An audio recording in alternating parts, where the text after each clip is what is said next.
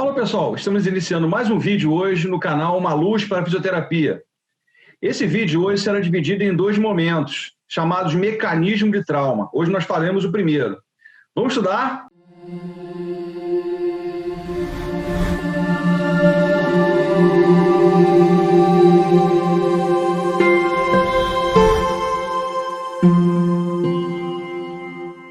Então falaremos hoje sobre os mecanismos de lesões, fatores fisiológicos, na primeira parte. Bom, o que é um mecanismo de trauma? O mecanismo de trauma nada mais é do que um momento em que pode haver uma lesão, e essa lesão sempre se dá em que existe um ponto fixo, ou seja, nós estamos vendo essa imagem em que o jogador de cor vermelha está com o pé apoiado no chão, e o outro entra numa carga lateral e empreende essa lesão grave, que vocês estão vendo aí, uma entorse gravíssima, que provavelmente vai uma entorse-luxação. Então, existe um ponto fixo, que é o caso do jogador com roupa vermelha, e o trauma jogado, né? Ou seja, o mecanismo, o movimento brusco e violento do jogador na cor azul. Então, a questão sempre que é levantada, como isso aconteceu? Né? Qual a relação de causa e efeito? Quais os eventos relacionados com o problema? Então, como isso aconteceu? Aconteceu devido a um trauma abrupto e violento sobre a região articular, sobre os ossos, sobre os ligamentos, sobre os músculos, que causam efeito, ou seja, uma fratura, uma entorse, uma luxação, e os eventos relacionados são que tipo de atividade você está executando. Se é um esporte de alto impacto, se é uma atividade em que você está distraído, de repente pisa num buraco, por exemplo, correndo na rua, ou você escorrega em algum momento, e isso é uma coisa abrupta, você não tem noção que isso vai acontecer. Então, o mecanismo de lesão, por definição, é um processo físico fundamental, responsável por uma determinada ação, resultado ou mesmo ação. Então, você vê, por exemplo, nessa imagem, o jogador que caiu, o outro caiu por cima dele, e caiu em cima, exatamente a carga toda sobre o tornozelo. E você vê até mesmo a forma de dor que o paciente está demonstrando aqui para a gente. A lesão foi em cima do joelho. Visão global dos mecanismos de lesão. Na classificação, nós temos, primeiro, o contato e impacto, ou seja, que mecanismo é esse? Que trauma foi esse? Foi um trauma forte? Foi um trauma fraco? Como aconteceu isso? O segundo, a sobrecarga. Se a sobrecarga foi intensa, se a sobrecarga foi estática, se a sobrecarga foi dinâmica. O terceiro aspecto é o que ele chama de overuse, né? São as fraturas, por exemplo, por estresse. O excesso de movimentos, o excesso de atividade que é colocada, e muitos atletas sofrem isso, por quê? O atleta ele tem que trabalhar em performance alta, e a performance alta exige rendimento, e o rendimento é lesivo. O quarto é a vulnerabilidade estrutural. Tem pessoas que reagem bem aos movimentos, à repetição, à carga de trabalho. Outras pessoas reagem muito mal. A inflexibilidade. A musculatura, os ossos, as articulações, elas têm que ter uma certa maleabilidade. Se eles forem rígidos, esse trauma é mais intenso. A lesão pode ser até agravada por essas inflexibilidades. O desequilíbrio muscular. Tem pessoas que têm a musculatura anterior muito mais forte que a posterior. O organismo da gente tem que possuir um equilíbrio. Estes desequilíbrios musculares é que causam lesões também. Então, eu tenho que ter uma musculatura anterior, por exemplo, o quadríceps tem que ser equilibrado aos isquiotibiais, ou seja, a musculatura anterior da coxa tem que ser equilibrada com a musculatura posterior, senão você tem alteração de postura. A postura fica inadequada. O sétimo fator é o crescimento rápido. Então, tem pessoas que têm o desenvolvimento ósseo muito rápido e a musculatura não acompanha. Ou o contrário, a musculatura cresce muito rápido, mas a parte óssea não acompanha. Então, você vê, por exemplo, jovens de uma certa faixa etária, 15, 16 anos, em que se desenvolve muito rápido e são magros e a postura fica inadequada. Então, o desenvolvimento ósseo muito rápido e a muscular não acompanha. Mas logo vem o equilíbrio, o próprio organismo fisiologicamente vem a esse equilíbrio. Princípio de carga mecânica, por definição, é a aplicação de uma força externa a um corpo e identificamos 7 fatores que caracterizam essa carga. Então, o primeiro é a magnitude, ou seja, a intensidade que essa carga é promovida. O segundo é a localização. Aonde foi? Foi no tornozelo? Foi no joelho? Foi no quadril? Foi no ombro? No cotovelo? Qual articulação foi acometida? Qual região foi acometida? O terceiro é a direção. A direção é anterior ou posterior? E eu lembro de uma cena muito que não sai da minha mente, o Zico, jogador do Flamengo, que sofreu uma lesão de um jogador do Bangu, onde ele foi dividir uma bola, o pé do Zico estava apoiado no chão, e o jogador veio por cima da bola na perna, causou uma lesão de ligamento cruzado no Zico. O outro aspecto é a duração. Esse trauma foi repetitivo? Esse trauma durou muito tempo? Foi rápido? Como foi essa lesão? A frequência, isso acontece de forma repetida ou não? A variabilidade, como acontece isso? Frequentemente, uma vez ou outra por dia, durante a semana, como isso acontece? E por último, o ritmo, a repetição, né? Ou seja, o excesso de movimentos. A gente sabe que o atleta sofre isso. Nível de disfunção, são os princípios da lesão. Olha esse caso, essa imagem, nós estamos visualizando, um jogador de rugby, onde ele está com o pé fixo no chão, ou seja, o que nós chamamos de ponto fixo, e o jogador que vem tentando inibir o deslocamento desse atleta. Olha o joelho, dobrou para trás, causou uma luxação grave aí, né? Esse jogador vai ficar, provavelmente, uma lesão de ligamento cruzado, a probabilidade é grande, vai ficar de 6 a 9 meses fora das suas funções. Então, o nível de disfunção é o aumento da gravidade na lesão, porém produz uma maior disfunção. E, no extremo, essas lesões catastróficas, que é o caso aqui que nós estamos vendo, resultam em uma incapacidade permanente ou mesmo morte, dependendo do trauma, ou seja, um acidente de carro, por exemplo. A progressão da lesão. Lesões relativamente pequenas são ignoradas, podem, com as cargas dos movimentos repetidos, progredir para lesões mais graves. Às vezes, uma lesão pequena, que acaba cometendo uma articulação ou mesmo algum sistema do nosso corpo, por exemplo, o AVC às vezes acomete, né, uma lesão cerebral, e ela acomete uma área muito pequena, e é perceptível. Tem pessoas que têm AVCs de repetição e não é visualizado o problema. Só que somando-se 1 com 2, com 3, com 4, a área aumenta. Aí o comprometimento é maior, a lesão é maior, a gravidade é maior. A progressão da lesão. O tratamento retardado, ou seja, a pessoa deixa para lá do que um problema, a dor é um sintoma, o organismo está dizendo que tem alguma coisa errada. Isso é incorreto ou insuficiente. Também pode contribuir para a progressão para a lesão mais séria. Olha o caso do jogador Ronaldo, né, na seleção ainda portuguesa, o trauma que ele sofreu. Ele está com o pé fixo no chão e o jogador vem e bate em cima do joelho dele e, dependendo da flexibilidade que ele tem no organismo, na parte articular, ele pode sofrer a lesão ou não. Ainda na progressão, os atletas ou mesmo trabalhadores podem submeter às provas ou exercícios demais ou excessivamente cedo. Ou seja, quanto mais cedo você sofre lesão, pior.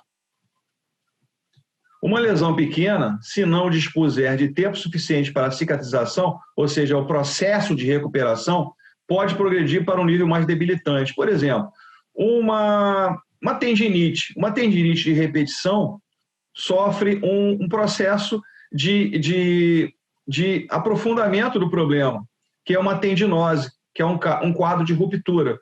O jogador Ronaldo tinha tendinite de repetição no joelho.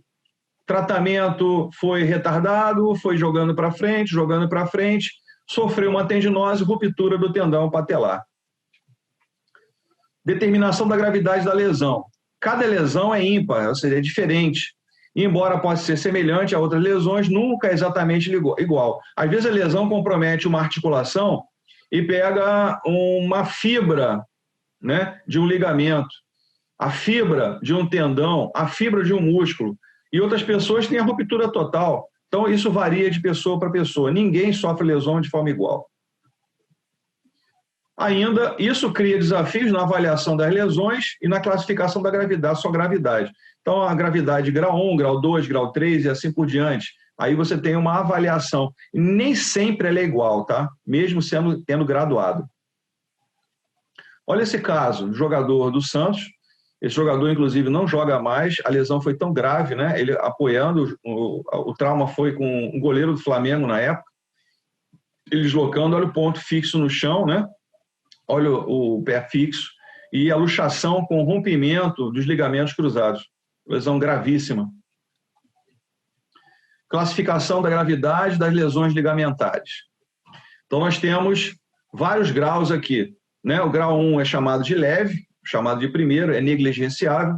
Nenhuma lesão é visível, lentamente, sensível. Na articulação, acontece de forma mínima ou um pouco de sensibilidade.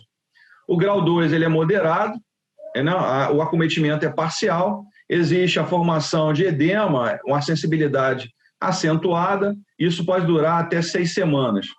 O grau 3, que é grave, é um comprometimento completo, existe edema acentuado, postura antálgica, ou seja, a postura da dor, a articulação, a região fica instável e ele tem uma hipersensibilidade. Isso pode levar de 6 a 8 semanas, né, de comprometimento, e o tratamento tem que acontecer em todos os casos. Dor, gente, não é uma coisa normal. Ninguém sente dor à toa. A dor tem que ser encaminhada para um profissional, para tratamento. O que é uma lesão crônica e o que é uma lesão aguda? As lesões podem resultar de um único insulto, ou seja, acontece uma vez e não vem a acontecer mais. Ou de cargas repetidas a longo prazo, a crônica, aquela que vai se repetir várias vezes.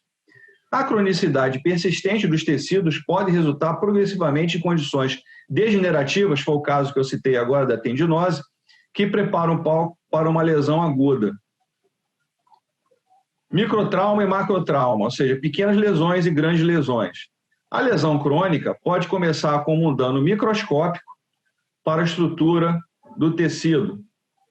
Por exemplo, o dano poderia consistir em lacerações, ou seja, rompimentos microscópicos das fibras tendinosas ou mesmo micro-rupturas de um osso. Olha esse caso. O golpe de judô, né? O atleta foi arremessado e ele está apoiando com a mão no chão, né? Ou seja, a carga do corpo desse indivíduo e a carga do outro atleta está sendo jogada em cima do corpo dele, porque eles estão unidos. Quando você junta um corpo ao outro, é como se eu somasse cargas. Então, a carga está sendo jogada toda no punho e no cotovelo. Provavelmente, o cotovelo é que vai sofrer nesse momento aí. As cargas repetidas podem exacerbar, ou seja, aumentar a lesão, e, eventualmente, a lesão se torna macroscópica, ou seja, uma pequena lesão torna-se imensa. Olha o caso do atleta, né, que foi chutar a perna, né, numa luta de MMA. O que aconteceu? Uma fratura de tíbia e fíbula, né? O ponto, ou seja, o atleta que sofreu a carga estava firme e o outro estava com algum tipo de comprometimento nas estruturas.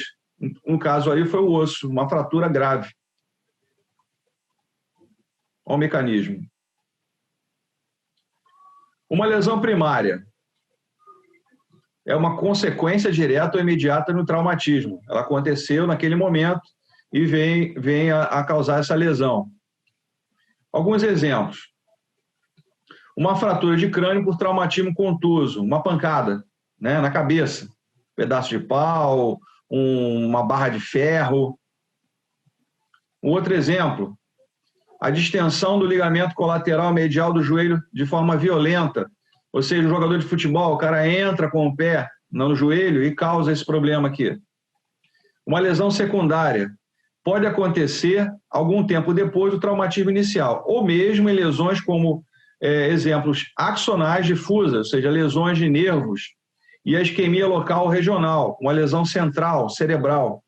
Pode se manifestar diversos dias após o traumatismo inicial. A lesão pode acontecer hoje e só vir a se mostrar ao organismo para a gente, né? Ou seja, exacerbar, ou seja, se mostrar, às vezes, dias depois.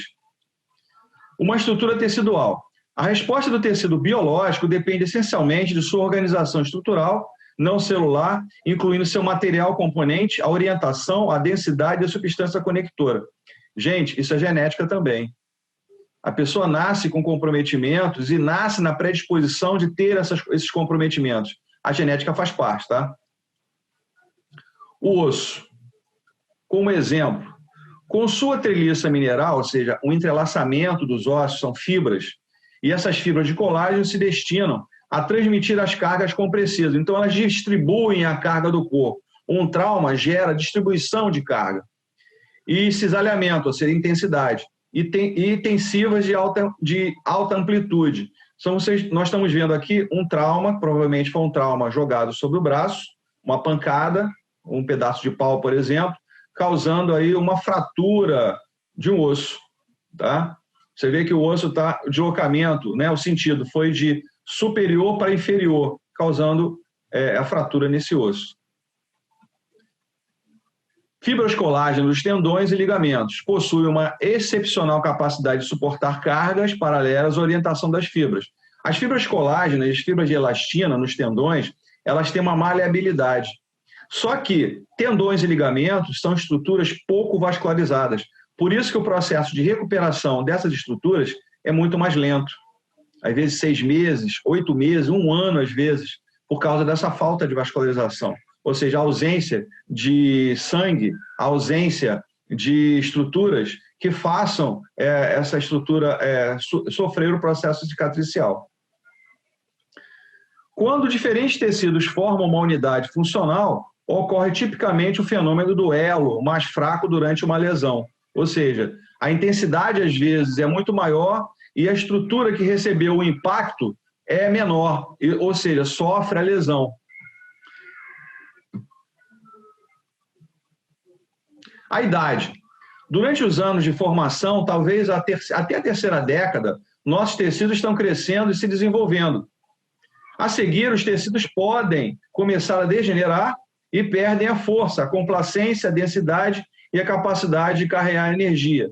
Quanto mais a idade vai passando, mais perda tecidual nós temos. Os ossos vão sofrendo comprometimento, as estruturas vão sofrendo comprometimento. Nós vamos perdendo massa óssea, nós vamos perdendo massa muscular e a suscetibilidade a lesões cada vez mais aumenta. O sexo. Diferenças específicas para sexo e estruturas hormonais, sociológicas, padrões de atividades e muitas outras medidas determinam se um sexo pode ocorrer com maior ou menor risco de lesão, que em outros e algumas circunstâncias.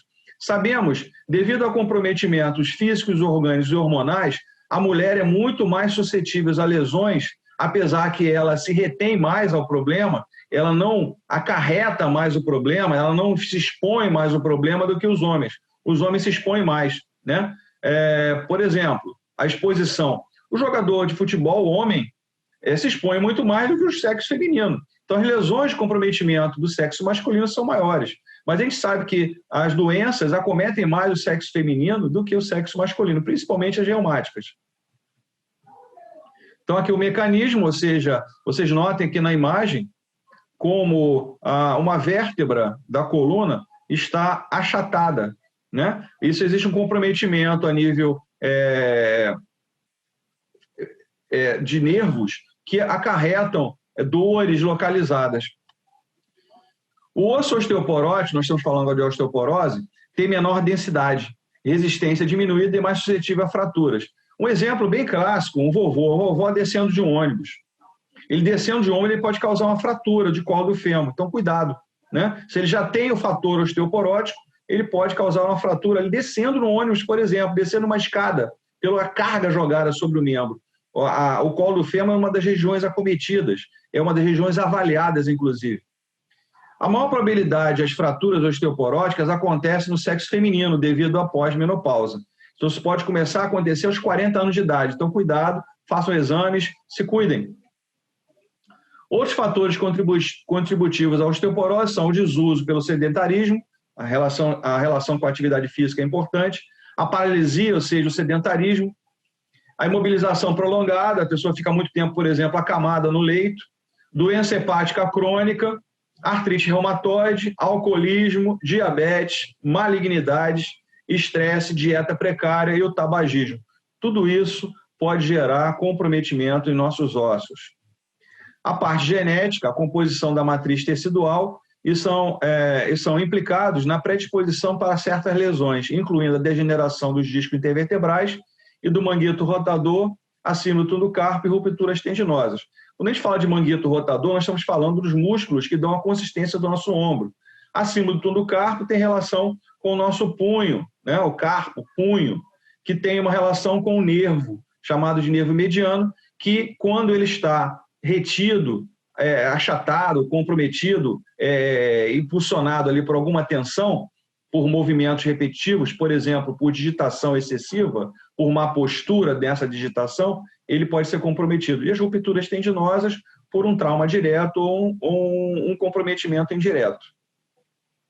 Então, aqui nós estamos vendo, na verdade, algumas vértebras da coluna. Essa parte em branco são os discos intervertebrais. Nós estamos vendo que a irrigação, né? Ou seja, a estrutura que está envolvendo ali os nervos, né? As informações nervosas, e você vê que o nervo ali está contido, porque há uma diminuição do espaço entre uma vértebra e outra por achatamento do disco intervertebral, né? Inclusive, ele está na cor vermelha para mostrar que existe ali um comprometimento, ou seja, uma diminuição de espaço. E essa diminuição de espaço gera desgaste. Esse desgaste nós chamamos de artrose. Os efeitos fisiológicos na condição física. É um fator primário em suas probabilidades de sofrer uma determinada lesão. Se uma lesão acaba ocorrendo, uma pessoa bem condicionada, em geral, sofrerá uma lesão menos grave e se recuperar com mais rapidez. Existe uma memória biológica na gente, isso é gravado no nosso cérebro, em que as pessoas que praticam atividade, que fazem atividade física, atletas ou não atletas que fazem atividade física, eles têm uma recuperação mais rápida. O nosso corpo foi feito para se manter em movimento e não estar parado.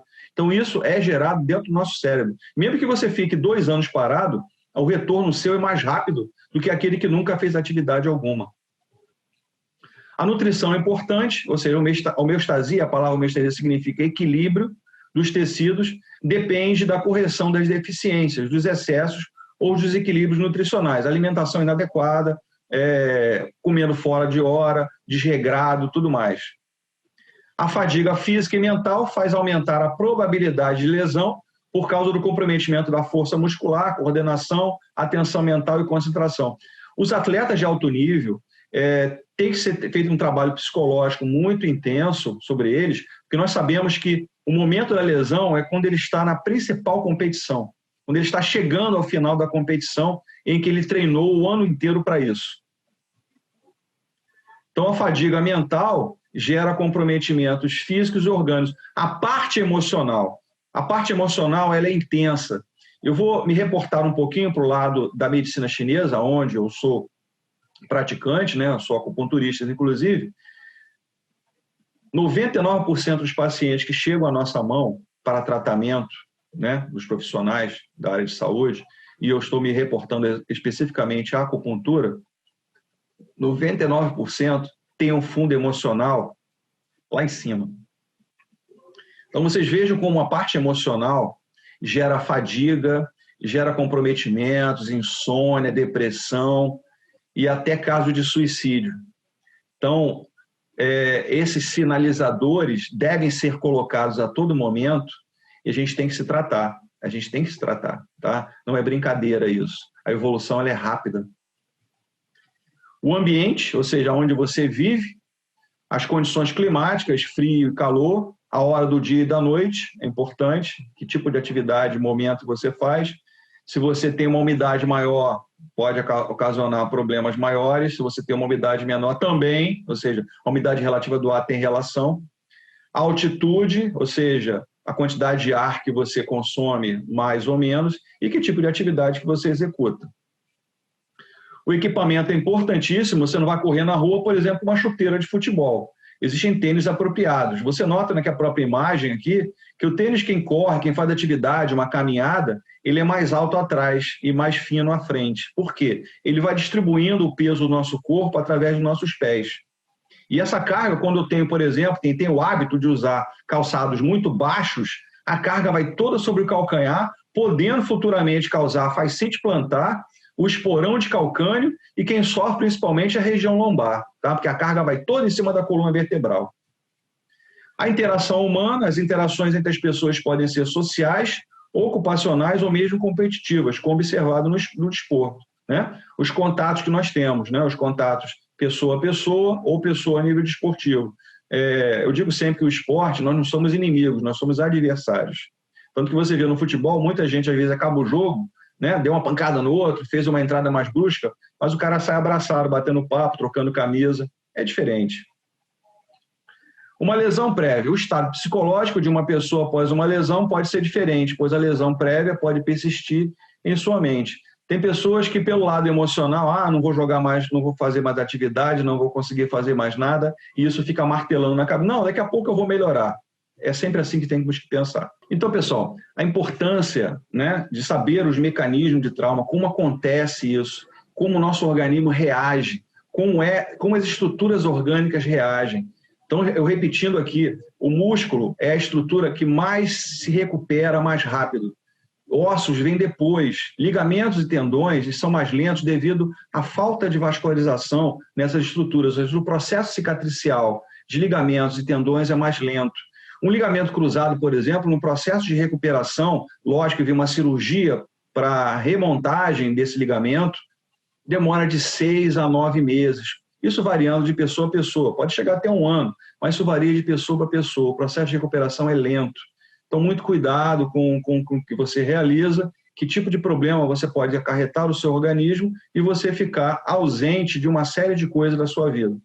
No mais, faça as perguntas que eu respondo com certeza dentro do canal. Não se esqueça que tudo que é arrecadado aqui, dentro do canal do YouTube, nós convertemos isso para a compra de alimentos para crianças carentes.